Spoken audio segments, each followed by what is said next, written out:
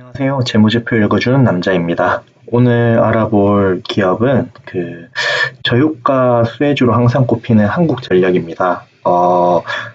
한전이 주가가 거의 6만 원 정도까지 갔었다가 지금 엄청 많이 떨어졌죠. 거의 한 2만 원 정도까지 떨어진 상황인데요. 이번 2분기 보고서를 보면 턴을 했더라고요. 적자에서 흑자로 전환이 됐는데 이 부분에 대해서 한번 체크를 해보고자 합니다. 그럼 바로 한국전력 체크를 한번 해볼까요? 자, 오늘 볼 반기 보고서는 한국전력입니다. 여담이지만 나주로 옮긴 지 지금 꽤 됐죠. 그래서 거리 이름도 전력로예요. 자, 쭉 내려보도록 할게요. 얘도 무려 548장짜리예요. 그래서 다 보지는 않을 거고요. 메인적인 부분만 딱딱딱딱 보고 봐야 될 부분만 보고 스킵을 하도록 하겠습니다. 너무 많거든요. 자회사가 진짜 많아요. 44개, 79개에서 123개사가 되어 있고요. 이러다 보니 이걸 다 보려면 이제 한 세월이 걸리는 문제가 생깁니다. 물론 한번 쭉 보시는 것도 좋아요. 저도 거의 대부분 다 보긴 했는데 봐야 될 부분만 한번 체크를 해드릴게요. 회사 명칭은 한국전력공사입니다. 공사 아직까지 공기업이에요. 기본적으로 얘는 한국전력공사법으로 설립이 된 기업입니다. 법으로. 한전에서 하는 사업은 전력자원 개발, 발전, 송전, 변전, 배전 및 이와 관련된 연구, 영업 및 기술 개발, 투자 또는 출연, 보유 부동산 활용 사업 및 기타 정부로부터 위탁받은 사업을 진행하게 됩니다. 생각보다 많은 일을 하죠. 대부분 우리가 한전하면은 집에 들어온 전선, 전기 이런 부분만 떠올리긴 하는데요. 사실은 그 외에도 많은 일들을 하고 있습니다. 그리고 자회사로는 꿈의 기업이라고 부르죠. 학생들, 취준생들 사이에서 한국수력원자력, 그리고 남동발전, 중부발전, 서부발전, 남부발전, 동서발전과 같은 그 발전 자회사가 있고요. 그리고 한국전력기술, KPS, KDN, 그 한전, 원자력 연료 이런 기업들이 있습니다. 자, 그리고 다시 쭉쭉쭉 내려가 보면 자회사가 많다 보니까 내역이 진짜 많아요. 그죠? 많은데 굳이 다 볼 필요는 없더라고요. 한번 쭉 넘겨볼게요. 저도 주식 투자하면서 한전을 진짜 오래전부터 봤는데 이번에 처음부터 끝까지 본 거 처음이었어요. 그래서 와, 이거 장난이 아니구나. 이거 보는데 너무 길구나. 이런 생각을 좀 했었습니다. 지금 보시면 벌써 21장 넘어가고 있는데 자회사 소개하는 내용이 쭉 나오죠. 자, 주식의 총수입니다. 12억 주를 발행할 수 있고요. 그 중에 6억 4천만 주를 현재 발행을 했습니다. 그리고 배당은 최근 몇 년간 없었어요. 그 탈원전 정책으로 인해서 가스 발전 비율을 높였던 걸로 알고 있는데요.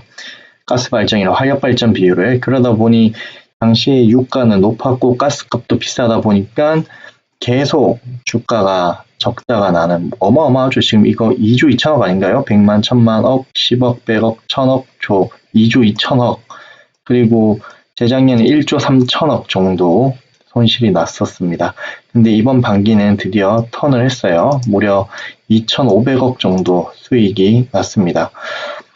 배당은 늘 해주진 않았어요. 적자가 나면 당연히 안 해줬고요. 한때는 배당을 많이 해줄 때도 있었는데 오늘 이 부분에서 한번 말씀드리자면 보통 우리가 배당주 투자를 하신다는 분들이 배당을 사는 거는 계속 꾸준히 이 배당 수익을 줄 거다라는 그 강력한 가정에 의해서 진행이 됩니다. 근데 실제로 투자를 하다 보면 배당을 주지 못하는 경우도 꽤 많이 발생을 합니다. 그래서 혹시 이 회사가 꾸준히 배당을 늘리면서 지속적으로 성장할 수 있는가? 즉 결론은 이 회사가 성장을 해야 배당액도 같이 증액이 되거든요. 그래서 그런 부분들을 같이 체크하시면서 투자를 하시면 이번에 배당을 600원 줬으니까 내년에도 600원 줄 거야 이런 가정에 의한 배당 투자를 하지는 않으시겠죠. 리스크에 대해서 체크를 하실 거니까요. 사실 주변에 좀 안타까운 사연들이 많았습니다. 한전의 경우는.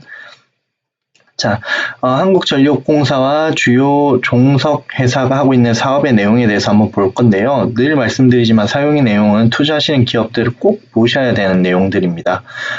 사업 부문별 분류는 특성과 에너지원 등 고려하여 전력 판매, 원자력 발전, 화력 발전과 기타로 구분이 되어 있습니다. 자, 전기 판매는 한전이 하고 있고요. 원자력 발전은 한수원이 하고 있고요. 화력 발전은 남동, 중부, 서부, 남부, 동서발전이 하고 있으며 그 외 기타 부문은 엄청 많습니다. 엄청 많아요. 자, 이런 걸 하고 있다. 그리고 전기 판매에서는 이번에도 손실이 났어요. 손실이 났으나 그 원자력 발전이나 화력 발전 부분에서는 수익이 났네요.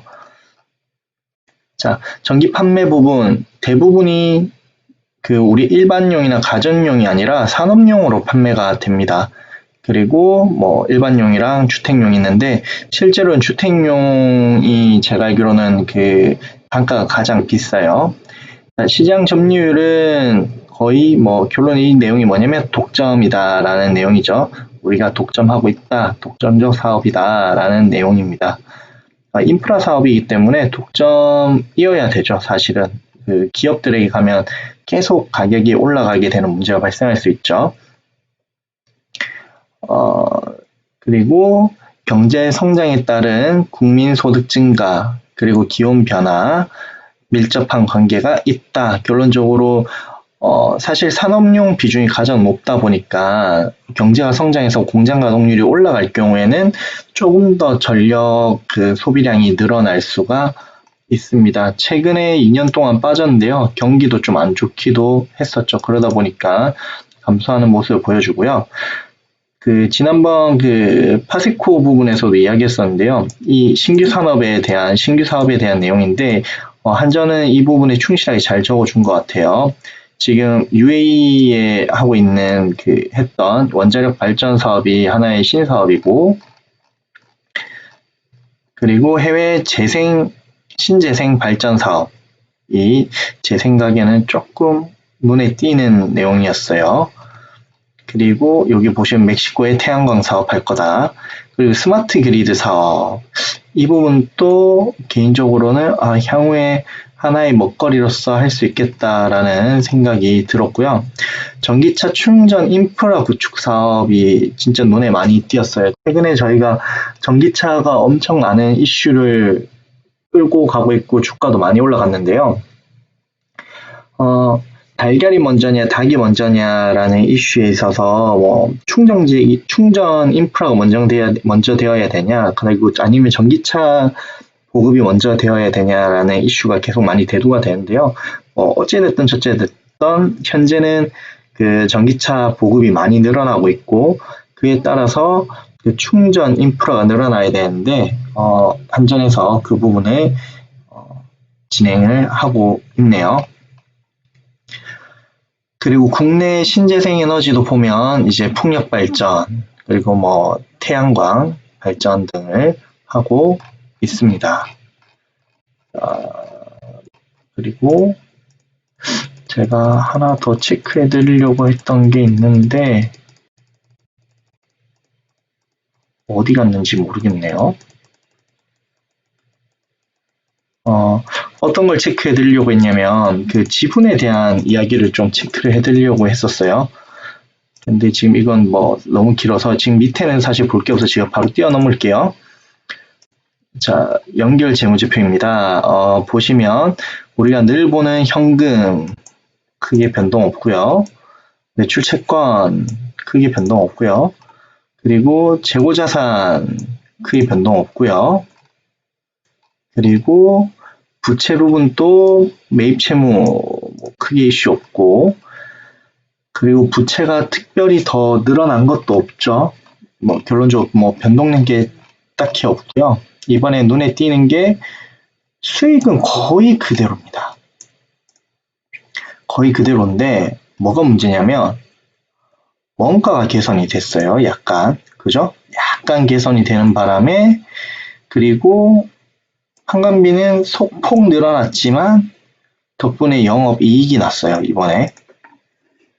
결론은 원가율이 떨어지면서 전년이랑 판매량 거의 동일한데 원가율이 떨어졌기 때문에 영업이익이 발생했다라는 내용인데요.